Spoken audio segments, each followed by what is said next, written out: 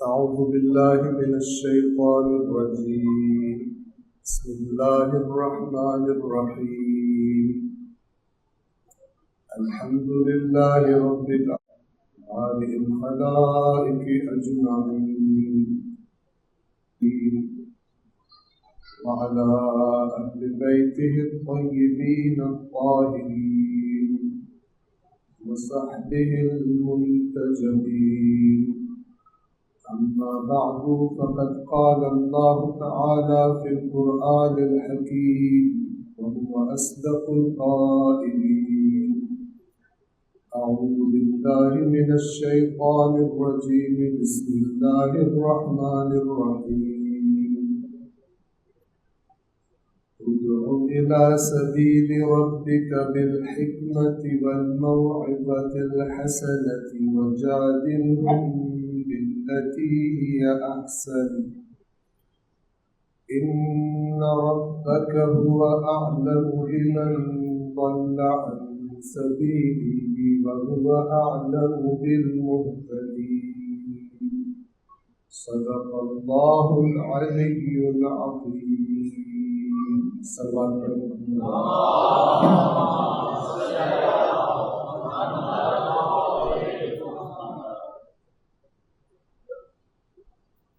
سورہ مبارکہ نحل کی ایک آیت کریمہ آج آپ عزیزان کی عزاداران سید الشہداء کی خدمت میں تلاوت کی. اس آیت کریمہ کا ترجمہ، اس کا مفہوم اس طرح سے ہے کہ خالق کائنات اپنے حبیب کو، اپنے رسول محمد مصطفیٰ صلی اللہ علیہ وآلہ وسلم کو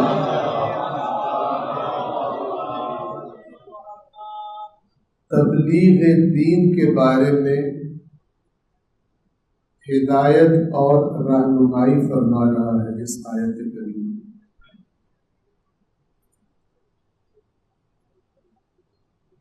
اور کیونکہ اللہ کے رسول کی ذات اقدس کو اسی اللہ کے قرآن نے تمام مومنوں کے لیے اسوہ حسنہ قرار دیا ہے،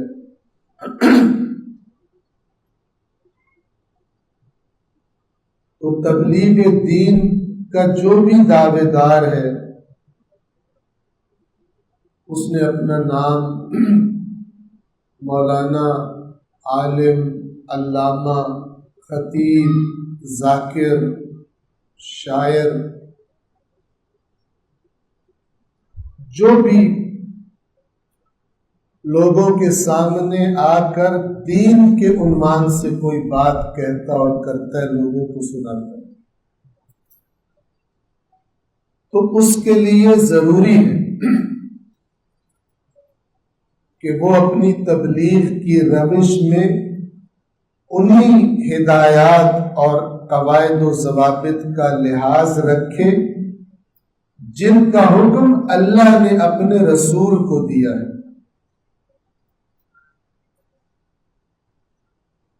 تو تین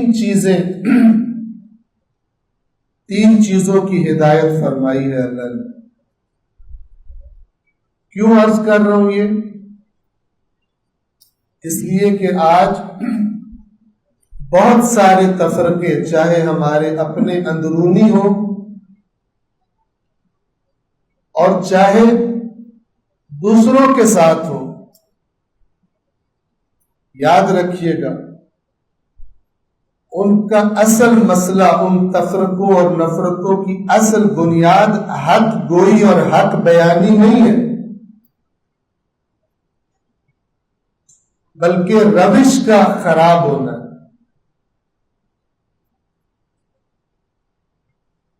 طنز کرنا، طعنہ دینا، تمسخر، مذاق اڑانا، یہ وہ تمام کام ہیں جن سے اللہ تبارک و تعالی نے اور محمد و آل محمد علیہ الصلوۃ والسلام نے منع فرمایا.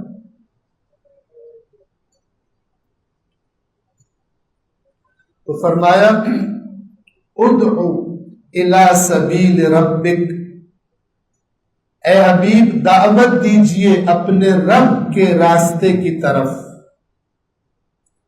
بالحکمت، حکمت کے ساتھ، دانائی کے ساتھ۔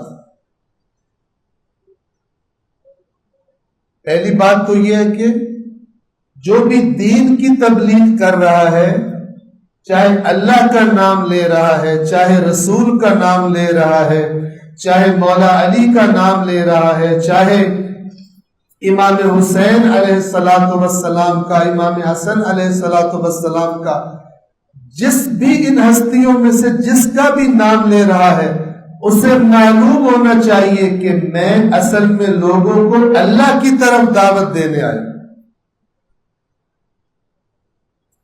اللہ کی کتاب اور سنت رسول کی طرف دعوت دینے آیا، نہ کہ کسی اور چیز کی طرف۔ توجہ فرما لیں۔ اور اگر بات ولایت امیر المؤمنین علیہ الصلوۃ والسلام کی ہے،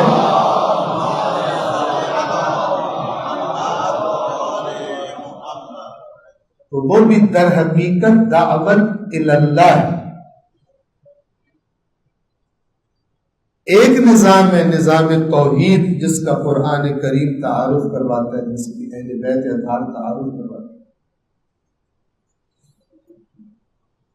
اپنے رب کے راستے کی طرف دعوت دیجئے حکمت کے ساتھ۔ سادہ لفظوں میں کہوں، حکمت سے کیا مراد ہے؟ اردو دانائی کے ساتھ۔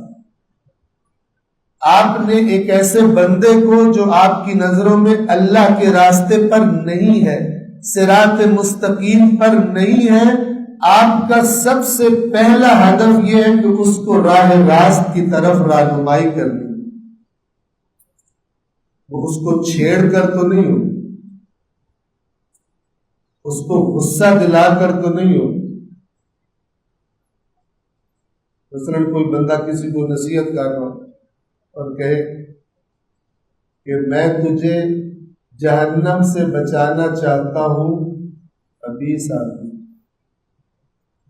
پہلی بات تو بڑی پیاری ہے، لیکن اس کا اینڈ جو ہے اس کو بھڑکا دے گا، توہین ہے اس کی۔ دانائی، منطق، استدلال، یعنی صحیح دلیلیں پیش کرنا، پہلے خود پتہ ہوگی تو پیش کریں۔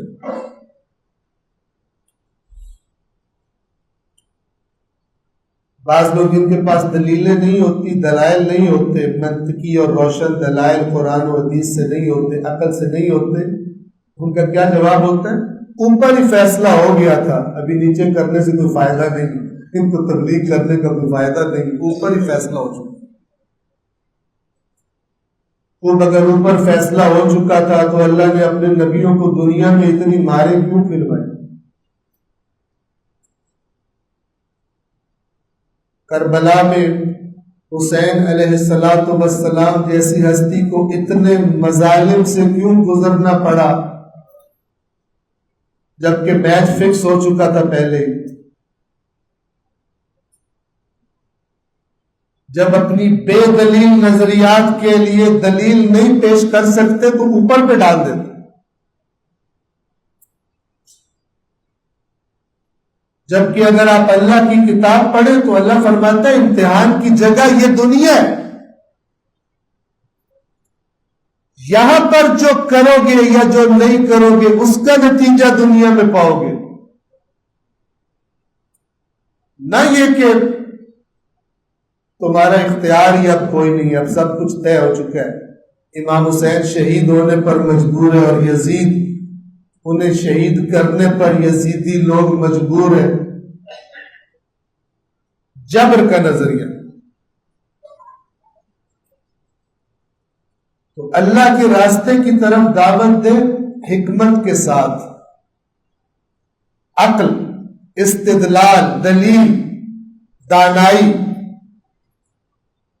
یہ پہلا سٹیپ ہے۔ وَالْمَوْعِظَةِ الْحَسَنَةِ، موعظہ جس کو ہم اردو میں واعظ و نصیحت کہتے ہیں. واعظ اور نصیحت خود بڑا اچھا لفظ ہے، لیکن اللہ نے اس کے ساتھ مزید تاکید کے لیے قید بھی لگا دی، وَالْمَوْعِظَةِ الْحَسَنَةِ، خوبصورت. کیونکہ بعض لوگ نصیحتیں کرتے ہوئے بھی ٹوکے مار دیتے. جب ہدف سامنے والے کی نجات ہے تو انسانوں کی نفسیات کا خالق رہنمائی کر رہا ہے، اس طرح سے دعوت دینی.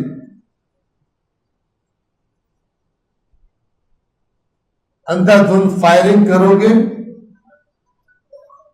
تو لوگ زندہ ہونے کی جگہ مر جائیں گے. جس میں آنے کی بھی گنجائش ہے وہ بھاگ جائے گا، اور اللہ تم سے پوچھے گا.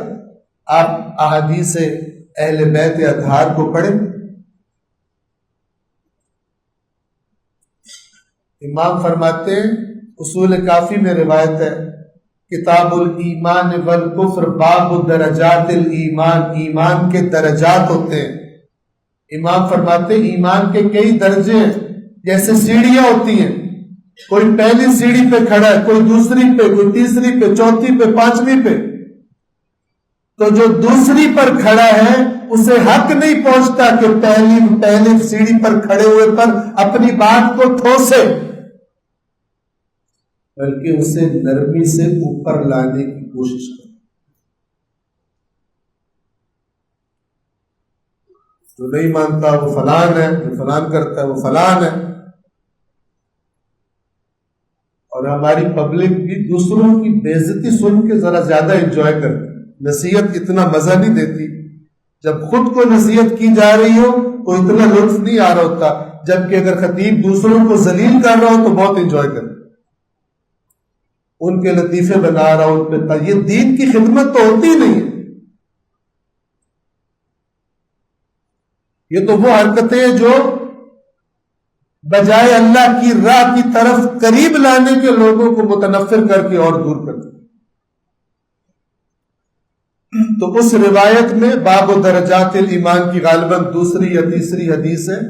اس میں امام فرماتے ہیں کہ اگر تو نے جو تجھ سے معرفت میں کم ہے اگر اس کو دھکا دے دیا، اپنی بات زبردستی ٹھوسی اور اس نے قبول نہیں کی، تو نے دھکا دے دیا، تو اللہ کے قیامت کے دن تجھ سے سوال کرے گا کہ میرے جس بندے کو مجھ سے توڑا تھا اسے جوڑ، واپس دے مجھے میرا بندہ. کیوں تو نے بگا دیا تھا اپنی غلط روش کی وجہ سے، جبکہ میں نے تو ہدایت اور تبلیغ کی روش اپنے رسول کو بتائی تھی. آپ توجہ فرمائیں. بس دوسرا سٹیپ والموعظۃ الحسنہ، خوبصورت وعظ و نصیحت کے ذریعے اپنے رب کے راستے کی طرف دعوت. اور تیسرا اور آخری سٹیپ جو اس آیت میں بیان ہوا، فرمایا وَجَادِلْهُمْ بِالَّتِي هِيَ أَحْسَنُ. جادل، جدال یعنی مباحثہ، ڈسکشن، آپ کہہ لیں مناظرہ. یہ ہمارے والے مناظرے نہیں جس میں دوسرے کو ذلیل کرنا ہدف ہوتا ہے، نہ کہ دوسرے کی ہدایت. کیونکہ سٹارٹ آیت کا کیا ہے؟ اپنے رب کی راہ کی طرف دعوت. اگر نوبت اس نقطے پر پہنچ جائے کہ سامنے والا بھی جو اپنے ذہن میں غلط نظریہ بنائے ہوئے ہے، وہ اپنے نظریے کے لیے کوئی سو کالڈ دلائل رکھتا ہے اور وہ آپ کی بات کے جواب میں اپنی بات کرتا ہے، اب آ گیا ڈسکشن کا، اب دلیل دینے کا، یعنی اس کی دلیل کا جواب دینے کا مرحلہ ہے. یہ زیادہ نازک اور حساس ہے. یہاں تو زیادہ جھگڑے ہو جاتے ہیں، جذباتیت غالب آ جاتی ہے عقل اور منطق پر اور نیک نیتی پر. انسان غصے میں آ جائے پھر دل میں کہہ دیتا ہے یا اللہ یہ بندہ کہہ رہا ہے اللہ ایک ہے، دل میں کہتا ہے مجھے بھی پتہ ہے تو ایک ہے، لیکن اس کا جواب میں نے دینا، میں نہیں مانوں گا تو ایک. پھر حق اور باطل کی بات نہیں رہ جائے. پھر انسان کی انا، اس نے میری انسلٹ کی ہے، اس نے یہ کیا، اس نے وہ کیا. لہذا دین کی تبلیغ کرتے ہوئے جب رسول اللہ کو پابند کیا جا رہا ہے اس روش کا، ان ہدایات کا، تو دوسرا کوئی دعویٰ نہیں کر سکتا کہ میں دین کی خدمت میں رسول اللہ سے بھی آگے نکل جاؤں. کوئی عالم کہہ رہا تھا کچھ لوگ ہوتے ہیں وہ حضرت علی سے بھی زیادہ شیعہ ہوتے ہیں، اور ادھر کچھ لوگ ہوتے ہیں وہ حضرت عمر سے بھی زیادہ سنی ہوتے ہیں. اتنے وہ بھی نہیں تھے آگے جتنے یہ آگے نکلے. سمجھانے کے لیے جب فرمایا جدال کہتے ہیں لفظی بحث کو، جب بحث شروع ہو جائے تو وہاں پر نہیں فرمایا باللتی ہی الحسن، فرمایا ہی احسن. احسن یعنی خوبصورت ترین، یعنی تو اور زیادہ حساس اور الرٹ ہو جا. اب معاملہ خطرناک ہے. اب کوئی ایسی بات تیرے منہ سے نہ نکلے جس سے شیطان کو موقع ملے کہ جھگڑا کروا. یہ اللہ تعالیٰ کی ہدایات. اور پھر یہ 3 سٹیپس اور ہدایات بتا کر اللہ کیا فرماتا ہے؟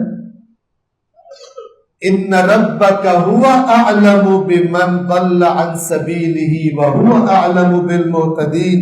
اے حبیب، بے شک آپ کا رب ہی بہتر جانتا ہے کون اس کی راہ سے بھٹکا ہوا ہے، اور وہ ہدایت یافتہ لوگوں کو بھی سب سے بہتر جانتا ہے. وہ بتا رہا ہے آپ کو، جو ہدایت پانے والوں کو بھی جانتا ہے اور جو گمراہوں کو بھی جانتا ہے. وہ آپ کو اور اس سے بہتر کوئی نہیں جانتا کہ کوئی اس سے زیادہ اچھا طریقہ ایجاد کر کے آپ کو بتا دے. وہ آپ کو بتا رہا ہے کہ آپ نے اپنے رب کے راستے کی طرف اس طرح سے دعوت دینی. صلوات پڑھیے محمد والے.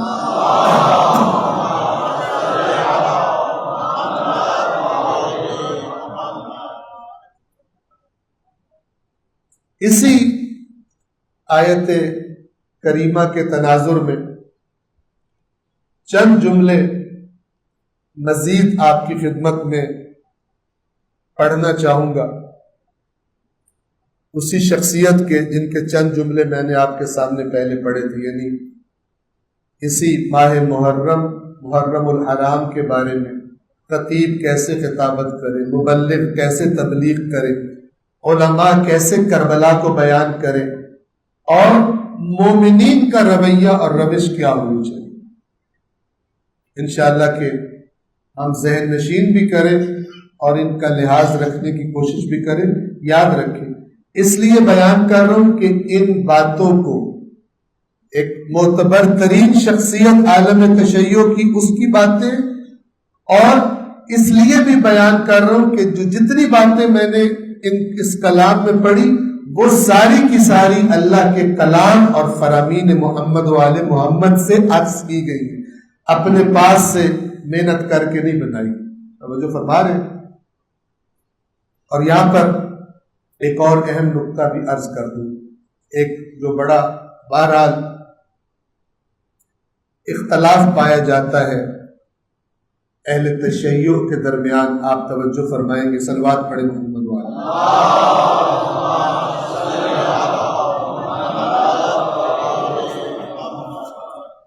کچھ ہمارے عزیز، پھر میں کہوں گا ہم اسی پر بنا رکھتے ہیں کہ ان کو جو معلومات دی گئی ہیں ان کی بنا پر وہ اپنی طرف سے نیک نیتی سے یہ کر رہے ہیں. کچھ لوگ کیا کہتے ہیں کہ یہ جو مرجعیت کا نظام ہے، یہ جو تقلید ہے، یہ ولایت اہل بیت پر ڈاکہ ہے، غصب. ایک بالکل بے بنیاد اور ظالمانہ بات ہے. آپ توجہ فرما رہے ہیں.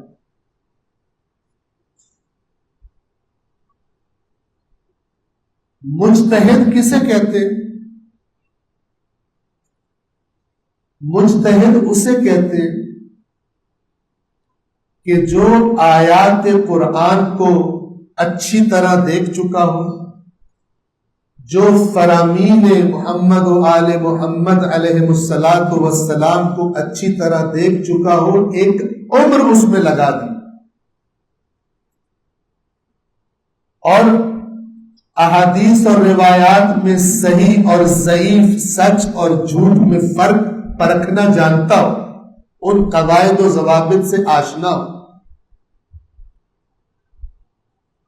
وہ وہی کام کرتا ہے جو ایک ڈاکٹر، ایک اسپیشلسٹ، میڈیکل کسی شعبے کا اسپیشلسٹ ایک بیمار کے لیے کرتا ہے، جو خود اسپیشلسٹ نہیں بن سکتا۔ ہاں بننا چاہے تو راستہ کھلا ہے، بن جائے۔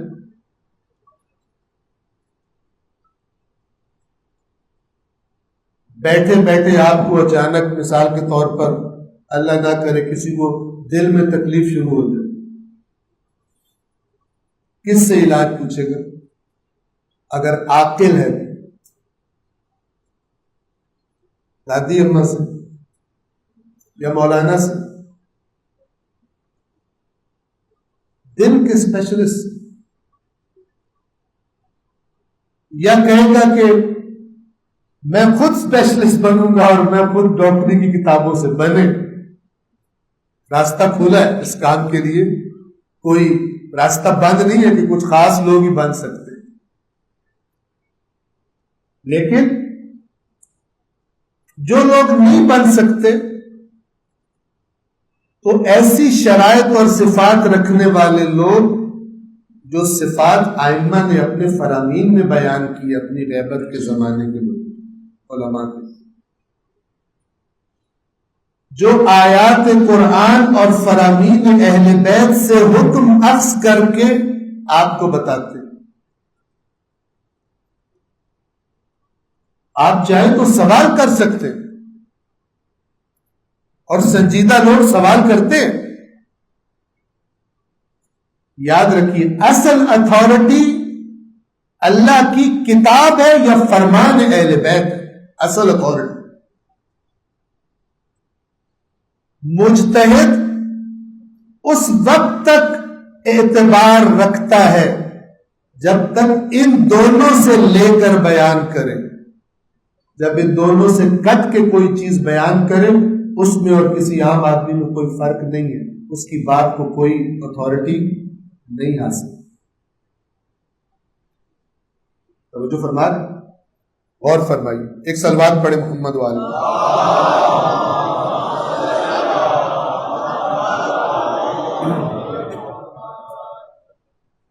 محرم الحرام کے بارے میں فرماتے ہیں، ائمہ ہدی علیہ الصلاۃ والسلام نے اس یاد کو، یعنی کربلا کی قربانی اور قیام امام حسین کی یاد کو زندہ رکھنے کے لیے مجالس عزا کے قیام اور ان ہستیوں پر گزرنے والے مصائب و تکالیف کو یاد کرنے کی وصیت اور نصیحت فرمائی۔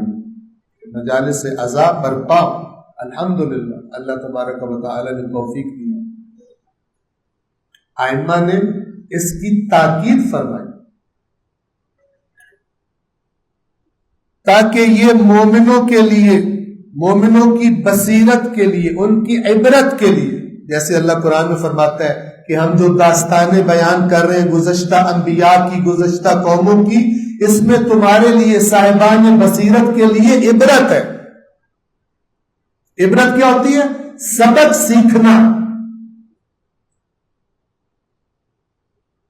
یہ جو پہلی امتیں تھی، کس گروہ کی اللہ تعریف فرما رہا ہے اور کس کام پر تعریف فرما رہا ہے، کس گروہ کی اللہ مذمت فرما رہا ہے اور کس حرکت پر مذمت فرما رہا ہے، یہ جان لینا تاکہ پھر اپنے وجود میں اس کا لحاظ رکھا جائے۔ اسے کہتے ہیں عبرت دینا۔ اچھی بات سیکھنا یا بری بات سیکھ کر اس سے پرہیز کرنا، یہ دونوں عبرت کے معنی۔ تو فرما رہے ہیں کہ یہ تاکید اس لیے تاکہ ان مجالس عزا کے ذریعے مومنوں کے لیے بصیرت اور عبرت ہو اور آنسوؤں کا ذریعہ بنے۔ مومنین کی آنکھوں سے آنسو بہیں. ائمہ اہل بیت کے فرامین میں دعاؤں کے باب میں کہ دعا کیسے مانگنی ہوتی ہے توجہ فرمائیے گا. امام فرماتے ہیں کوشش کر کہ دعا مانگنے سے پہلے تیری آنکھ میں آنسو آ جائے. غور فرمائیے گا. کیوں؟ فرماتے ہیں آنکھ میں آنسو دل کے خالص ہونے کی علامت ہوتی. مکاروں کی بات نہیں ہو رہی، توجہ فرما رہے، نیچرل آنسو. جب دل خالصتاً غمگین ہو، اس کا رد عمل جو آنکھوں سے نظر آتا ہے وہ اشک ہے، وہ آنسو. تو فرمایا خالص دل سے نکلی ہوئی دعا اللہ جلدی قبول فرمائے. تو غم اہل بیت اطہار دلوں کو خالص کرنے کا ذریعہ اور سبب ہے، پیور کرنے کا. ان کا غم جو خالصتاً اللہ ہی کے تھے، اپنی اس بناوٹی آرزوؤں اور جھوٹی خواہشات کی دنیا سے نکل کر حسین کی اہل بیت کی خالص دنیا کو دیکھنے کے ایام ہیں، محرم کے ایام. ہم میں سے ہر ایک نے اس دنیا کے لیے پتہ نہیں کیا کیا پلان بنائے ہوتے. امام حسین علیہ السلام گویا تشریف لاتے آ کر کہتے ہیں چھوڑ دو ایک دفعہ سارے خیالات، آؤ میری دنیا کو دیکھو. جس دنیا کے لیے اتنا مر رہے ہو، جس کی کوئی چیز چلی جائے تو تمہاری ٹینشن ہی ختم نہیں ہوتی، جو دنیا اگر ملنے میں تاخیر ہو رہی ہو تو تم بڑے نیک بن جاتے ہو، اور جب مل جائے تو سب سے پہلے تمہاری نیکی ختم ہوتی ہے. اس دنیا میں مست ہو کر نکلو اس دنیا سے اور آؤ حسین تمہیں اپنی دنیا دکھائے. حسین کا ذکر تمہارے دلوں کو خالص کرے، گندگی اندر سے صاف کرے، آلودگی صاف کرے. اس حسین کا نام رجس جس کے قریب نہیں آ سکتا وہ تمہارے دلوں میں اترے اور اس نجاست کو نکال دے باہر جو اس دنیا کی خواہشات نے، لذات نے تمہارے دلوں میں ڈال دی. یہ محرم الحرام خود کو دھونے کا مہینہ ہے.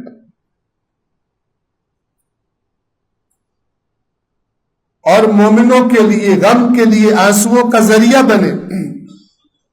لہذا تمام مومنین پر لازم ہے کہ ان مجالس کے انعقاد یعنی انہیں منعقد کرنے میں، برپا کرنے میں، ان میں حاضری اور ان کے ایام غم میں یعنی ائمہ کے ساتھ غمگین ہو کر ان کی نصیحت کی تعمیل کرے، ان کی اطاعت کرے اس معاملے میں، اور ان کی مودت اور ہمدردی کے حکم پر عمل کرے. قُلْ لَا أَسْأَلُكُمْ عَلَيْهِ أَجْرًا إِلَّا الْمَوَدَّةَ فِي الْقُرْبَى. یہ جو نبی کے ذی القربہ کی مودت کا حکم ہے، ان مجالس کے ذریعے اس حکم کی تعمیل کرے، ان کا ذکر برپا کرے، ان پر دین کی راہ میں گزرنے والے مصائب کا ذکر کرے. میں نے عرض کیا کہ یہ جملے آیات و روایات پر بیسڈ ہے جو ایک اعلی مجتہد نے بیان کیے. کیوں کرے ایسا؟ کیونکہ اس میں ان کے دین اور دنیا دونوں کی اصلاح، دین اور دنیا دونوں کی اصلاح. اگر یہ نہیں ہوگا نہ دین ٹھیک رہے گا نہ دنیا ٹھیک رہے گی، ابلیس کی گود میں جا کے بیٹھ جائے گی.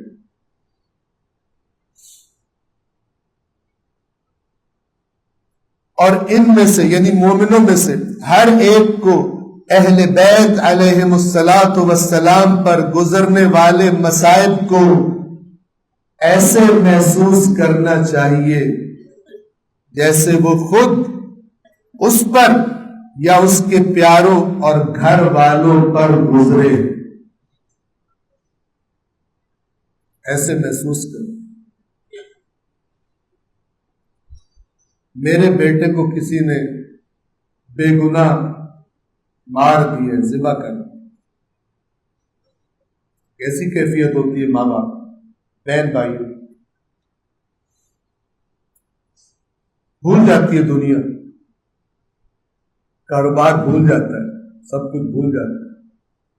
جب اپنا کوئی قریبی مظلومانہ حادثاتی طور پر بھی دنیا سے چلا جائے تب بھی ایک دفعہ بھول جاتا ہے سب، تو چاہیے کہ کوئی ظالم اس کو قتل کر دے۔ ایسے محسوس کرنا چاہیے اہل بیت پر گزرنے والے مصائب کو جیسے وہ خود مومن، جیسے وہ خود اس پر یا اس کے پیاروں اور گھر والوں پر گزرے ہوں۔ کیوں؟ کیونکہ اللہ، اس کے رسول اور اہل بیت مومن کو اپنی جان اور اپنے گھر والوں سے زیادہ عزیز ہے۔ النبی اولی بالمؤمنین من انفسہم، نبی مومنوں کی جانوں پر خود ان سے زیادہ حق رکھتا ہے۔ اللہ کے رسول نے فرمایا، اللہ کی قسم اس وقت تک تم مومن نہیں ہو سکتے جب میں تمہیں اپنی جان و مال اور عزیز و سب سے زیادہ عزیز نہ ہو جاؤں، تم اس وقت تک مومن نہیں ہو سکتے۔ اس طرح میری رسالت پر ایمان اور میری محبت اور مودت تمہارے اندر چلی جائے کہ اگر باپ ایک سائڈ پر ہو اور رسول اللہ دوسری سائڈ پر ہو، تمہیں پرواہ بھی نہ ہو باپ کیا کہتا ہے، تمہیں پرواہ ہو رسول اللہ کیا فرماتا ہے۔ ایک شخص ہے عبداللہ ابن ابی، مدینہ میں یہ منافقوں کا چیئرمین ہے، مختلف موقعوں پر مختلف حرکتیں کرتا تھا۔ غزوہ احد کے موقع پر 1000 کا لشکر تھا رسول اللہ کا، اور کم از کم 3000 مشرکوں کا۔ این جنگ سے پہلے 300 بندہ اپنا ساتھ لے کے چھوڑ کے چلا گیا، بہانہ بنا کے، میری تو سنتا ہی کوئی نہیں، ہماری بات ہی کوئی نہیں سنتا۔ این میدان میں، پہلے یاد نہیں آیا مدینے میں، جنگ کے ٹائم پہ چلا گیا۔ تو ایک سفر میں، یہ جو سورہ منافقون نازل ہوئی ہے، ایک سفر میں اس نے کیا کیا، بھڑکانے لگا، انصار کو بھڑکانے لگا مہاجرین کے خلاف۔ اللہ تعالیٰ فرماتا ہے قرآن میں، نہ ان سے انصار سے کہتا ہے اور خرچے کرو ان مہاجروں پہ، اب تمہارے سر پہ چڑھ گئے، تم نے ان پہ خرچہ نہ کیا ہوتا تو یہ تمہارے سامنے بات نہیں کر سکتے، اب یہ تمہارے منہ پر چڑھ کے بات کرتے، بند کرو خرچہ دینا ان کو۔ یہ تبلیغ کر رہا ہے، انصار کو بھڑکا رہا ہے۔ هم الذين يقولون لا تنفقوا على من عند رسول الله حتى ينفضوا، سورۃ المنافقون۔ یہ وہ لوگ ہیں جو کہتے ہیں نہ خرچ کرو ان پر جو رسول اللہ کے ساتھ ہے تاکہ بھاگ جائیں، روٹی نہیں ملے گی، خود ہی اسلام سے اسلام کا نشہ اتر جائے گا، بھاگ جائیں گے رسول کو چھوڑ کر۔ ظاہری طور پہ اس نے بھی کلمہ پڑا ہوا تھا۔ پھر اس نے ایک اور جملہ بولا، سورۃ المنافقون میں آیا، یقولون لئن رجعنا الى المدینة لیخرجن الاعز منها الاذل، کہتا ہے اب ہم جب مدینے واپس جائیں گے اس سفر سے تو عزت والا ذلیل کو باہر نکال دے گا۔ مراد تھی رسول اللہ کو میں نہیں گھسنے دوں گا مدینے میں۔ سمجھ رہا تھا میں نے بھڑکا لیا انصار کو اور میں اپنے ہدف پہ پہنچ گیا۔ اس کا سگا بیٹا وہ حقیقی مومن تھا۔ النبی اولی بالمؤمنین من انفسہم، بیٹے نے بھی ابا کی بات سن لی۔ تو جب یہ واپس پہنچے، عبداللہ ابن ابی مدینے میں داخل ہونے جاتا ہے، بیٹا آگے ڈٹ کے کھڑا ہو گیا، کہتا ہے ابا مدینے میں آپ داخل نہیں ہو سکتے۔ میں تیرا باپ ہوں۔ اس نے کہا ہوگا باپ، آپ نے رسول اللہ کے بارے میں کہا ہے کہ وہ عزت والا ذلیل کو داخل نہیں ہونے دے گا، ابھی پتہ چلے گا کون عزت والا اور کون ذلیل۔ پھر جب بیٹا نہیں مانا تو اس نے رسول اللہ سے شکایت کی کہ میرا بیٹا بدتمیزی کر رہا ہے۔ پھر اللہ کے نبی نے اسے فرمایا کہ جانے دو۔ آیت اللہ سیستانی کیا فرما رہے ہیں کہ مومنوں کے لیے اللہ کا رسول اور اہل بیت اطہار اپنے عزیزوں سے بھی زیادہ پیارے ہیں. یہ ایمان کی علامت ہے، حقیقی ایمان کی علامت. صلوات پڑھ دیں محمد والے.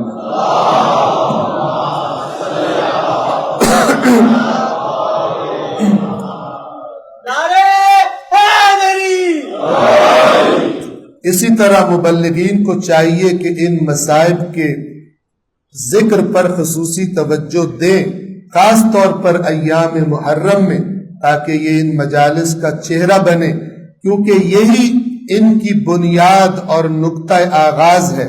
مصائب اہل بیت اطہار، ان کے ذکر کا اہتمام کیا جائے، اسی سے مومنوں کے دل نرم ہوتے ہیں. نرم ہوتے ہیں تو تبدیلی آتی ہے.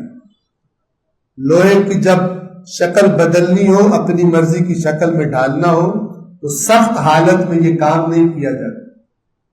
اسے تپایا جاتا ہے، اسے میلٹ کیا جاتا ہے، نرم کیا جاتا ہے، پھر اس کو جو شکل دینی ہو وہ شکل دے دی جاتی ہے.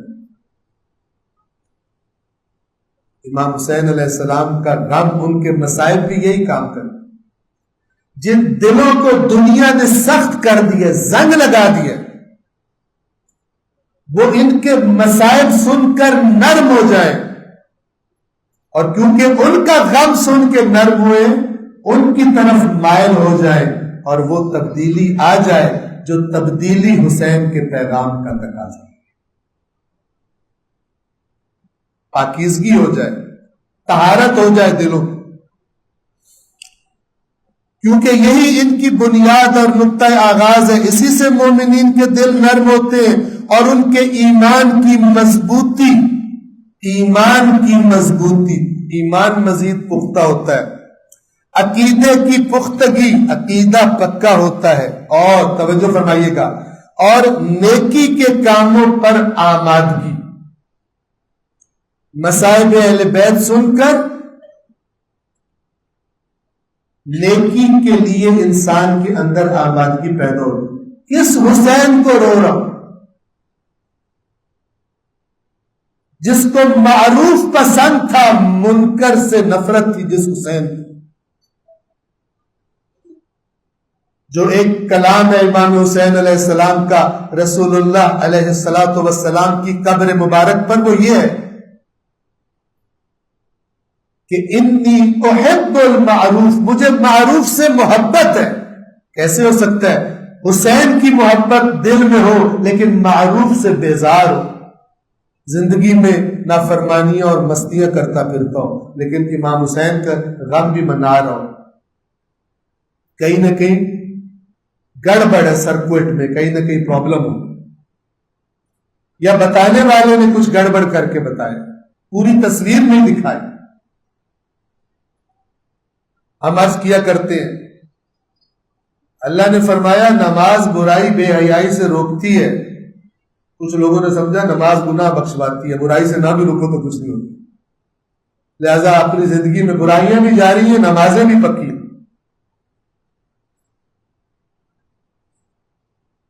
زیارت سے گناہ معاف ہو جاتے ہیں. کچھ نے سمجھا بس گناہ چھوڑنے نہیں ہے، زیارت کرو معاف کرا. حج کر کے بندہ ایسا ہو جاتا ہے جیسے آج شکم میں مادر سے نکلا، گناہوں سے پاک ہو جاتا ہے. لہذا ہر دوسرا کرمنل حج پہ پہنچا ہوتا، رشوتیں کھا کر، ملاوٹیں کر کے، چور بازاری کر کے، ذخیرہ اندوزی کر کے، ناجائز قیمتیں، لاکھوں کی چمڑیاں اتار کے پھر حج کر رہے ہوتے، بڑے بڑے پیکج لے کے، اور پھر سمجھتے ہیں اللہ نے سارے معاف کر دیے. ایک ٹکا معاف نہیں کرتا. بے ایمانوں کو این آر او دینے کا دین تھوڑی. این آر او تو سمجھتے ہیں، آشنا ہے آپ. صلوات پڑھیں محمد والے.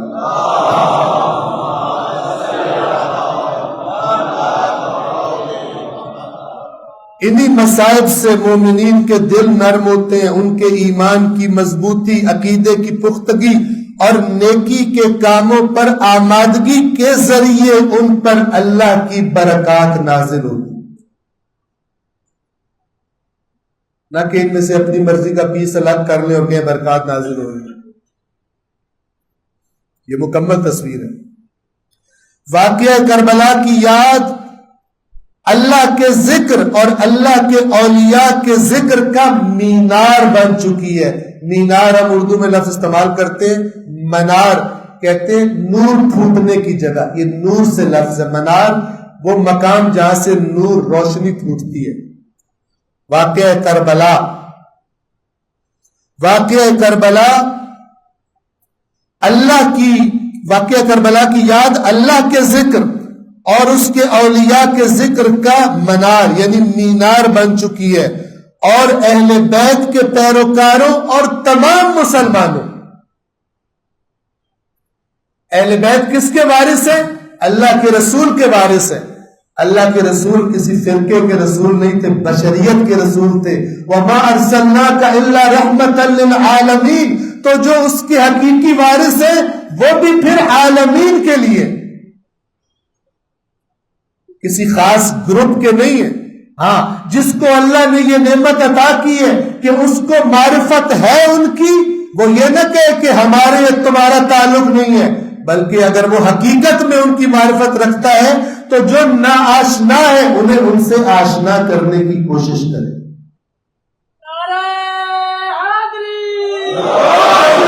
ائمہ فرماتے ہیں اللہ تعالیٰ رحمت نازل کرے اس شخص پر جو ہمارے علوم کو سیکھے اور لوگوں کو سکھائے, ہمارا کلام لوگوں کو سنائے. لوگ اگر ہمارے کلام کے حسن کو دیکھ لیں گے خود بخود ہماری پیروی کرنے لگے. ائمہ کا کلام اسی انداز میں بالحکمت والموعظۃ الحسنہ وجادلہم باللتی ہی احسن. اور اہل بیت کے پیروکاروں اور تمام مسلمانوں کے دلوں میں دین کی زندگی اور دین کی تعلیمات اور اقدار کے تحفظ کا سبب بن گئی ہے واقعہ کربلا کی یاد. امام حسین نے کربلا میں دفاع دین فرمایا تھا. کربلا کا واقعہ دفاع دین کی علامت بن گیا. جو اہل بیت اطہار کے پیروکار ہیں اور جو دیگر مسلمان ہیں سب کے لیے. ایک صلوات پڑھیں اہل بیت اطہار کی دعا کے.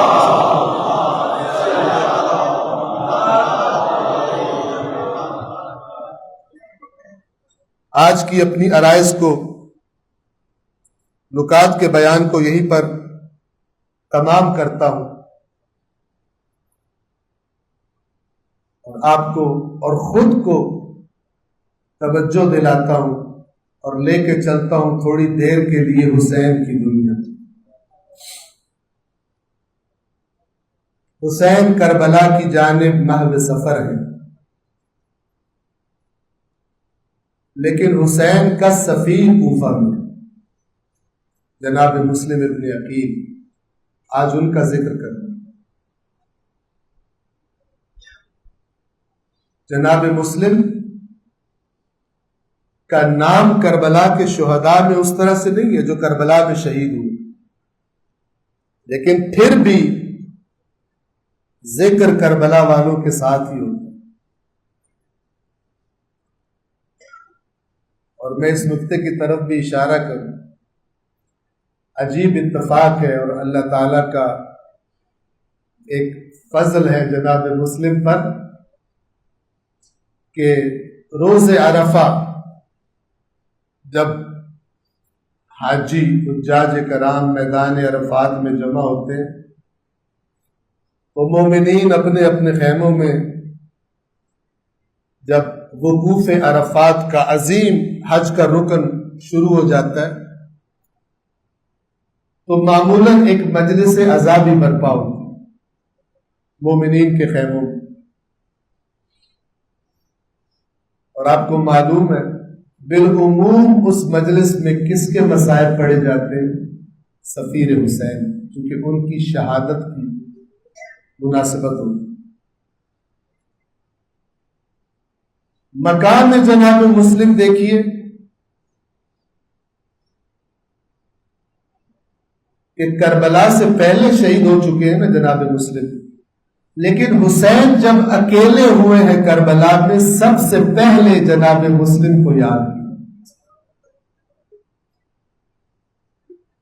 آخری الوداع کے بعد جب حسین خیموں سے نکلے، ایک بلند مقام پہ گئے، مقاتل نے لکھا نظر یمیناً و شمالا، ایک حسرت بھری نگاہ دائیں طرف ڈالی، بائیں طرف، اپنے عزیزوں کی، پیاروں کی، باوفا لوگوں کی لاشوں کو دیکھا، پھر کچھ نام لیے۔ پہلا نام لیا این این مسلم بن عقیل، کہاں ہے میرا مسلم ابن عقیل۔ جب کوفیوں کے خطوں کا جواب لکھا، میں امام کا کلام آپ کی خدمت میں عرض کروں، جب امام حسین علیہ السلام نے کوفیوں کو جواب لکھا، کیا فرمایا؟ فرمایا وَقَدْ بَعَثْتُ إِلَيْكُمْ أَخِي، میں تمہاری طرف اپنے بھائی کو بھیج رہا ہوں۔ سلام جناب مسلم پر جسے حسین مظلوم اپنا بھائی، عالم غربت میں اپنا بھائی کہے۔ میں تمہارے القاب دیکھیے جناب مسلم کو کیا لقب دے رہے، میں تمہاری طرف اپنے بھائی کو بھیج رہا ہوں، وابن عمی، اور اپنے چچا کے بیٹے کو، اور سب سے بڑھ کر وثقتی، اس مسلم پر جس پر حسین کو اعتماد ہے۔ اگر مسلم نے تمہاری باتوں کی تصدیق کر دی تو ان قریب حسین تمہاری طرف آئے گا۔ اور عزاداروں، یہی وہ فکر تھی جو تنہا ہو جانے کے بعد جناب مسلم کو کھائے جا رہی تھی۔ اپنے آپ سے ہم کلام تھے، گویا کہہ رہے تھے میں نے خود خط لکھ کر زہرا کے لال کو کوفہ آنے کی دعوت دے دی ہے، اب کیسے خبر دوں کہ کوفہ والوں نے بے وفائی کر دی۔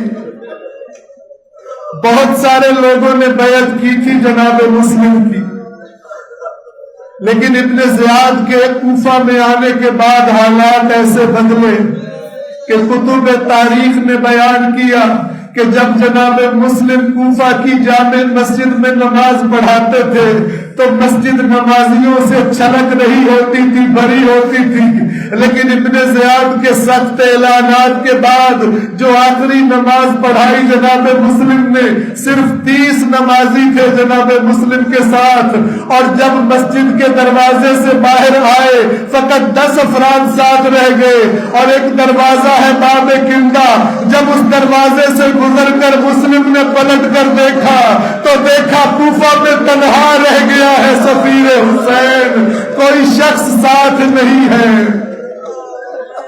اب مسلم کو اپنی فکر تو نہیں ہے، ہو بھی کیسے سکتی ہے؟ ایک ہی فکر کھائے جا رہی ہے، زہرا کے لال کو کیسے خبر دوں کہ کوفہ کی طرف نہ آئے، میرا حسین کوفہ کی طرف آ رہا ہوگا، میرے خط پر کوفہ کی طرف، خط پر اعتماد کر کے کوفہ کی طرف حسین آ رہے ہوں گے، بس یہی خیال دل میں لیے کوشش میں ہے کسی طرح کوفہ سے نکل جائے اور راستے میں امام حسین سے جا کر مل جائے اور کوفہ کے حالات کی خبر دے، لیکن کوفہ کے جس دروازے کی طرف بھی جاتے ہیں پہرا انتہائی سخت ہے، ابن زیاد کے سخت اعلانات ہیں۔ آخر کار رات کا اندھیرا ہو گیا، بھوکا پیاسا سفیر حسین تھک ہار کر ایک کوچے میں ایک کنارے پر بیٹھ گیا۔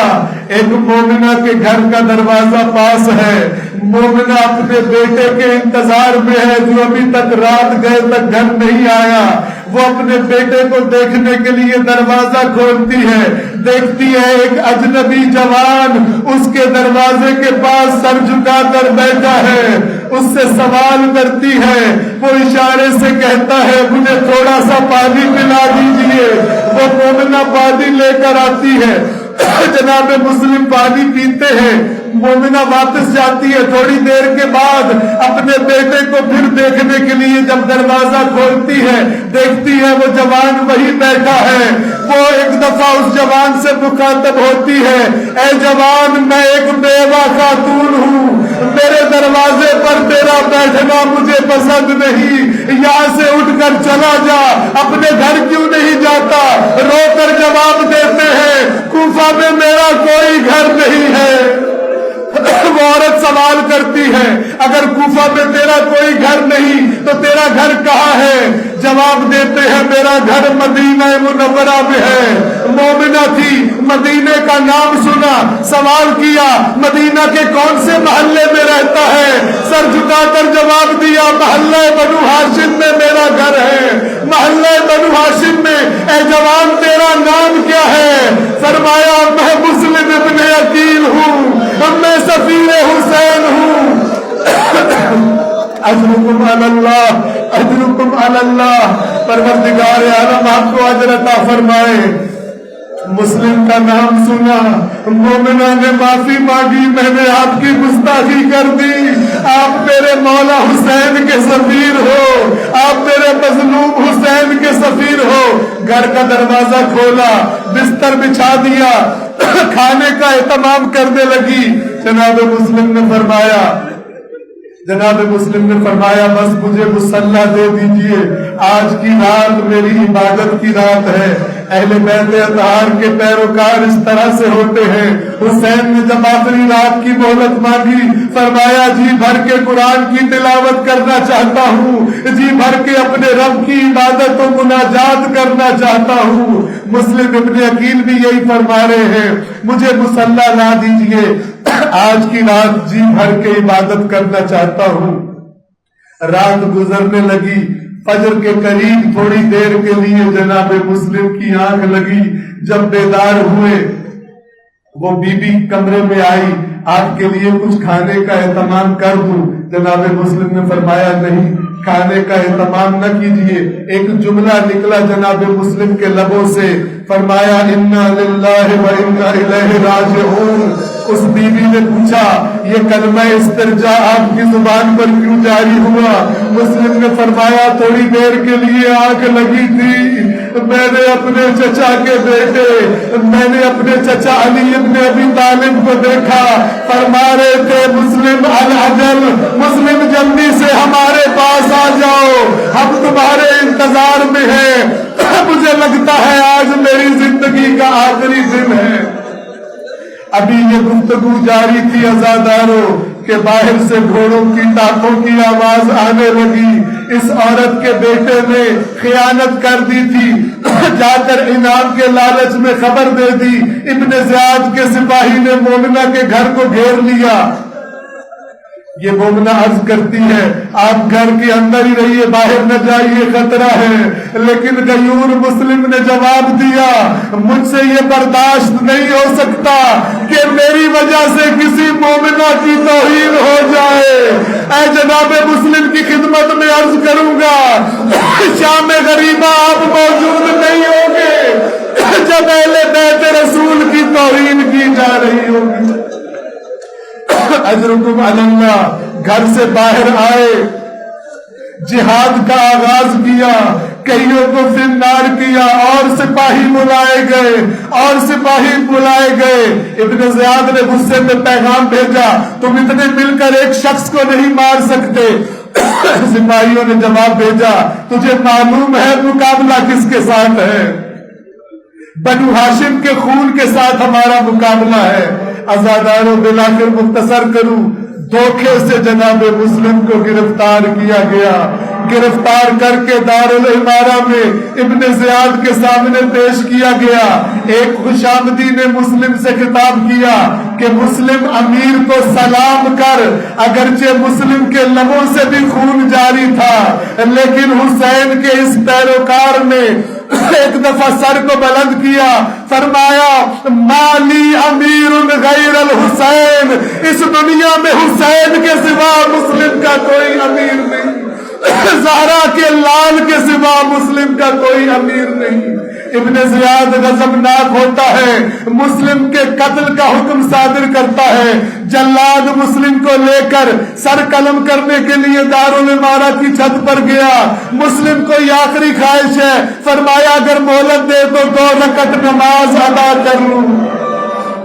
2 رکعت نماز پڑھی، جلاد نے سر قلم کیا، پہلے سر مسلم کو زمین پر پھینکا گیا اور اس کے بعد مسلم کی لاش کو زمین پر پھینکا گیا۔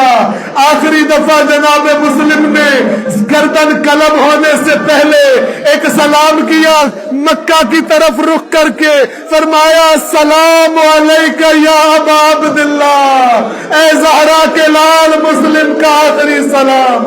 ادھر امام حسین کا دل بوجھ گیا، لوگوں سے کہنا شروع کیا کوفہ کی طرف سے جو بھی آ رہا ہو مجھے اس سے ملاقات کرواؤ۔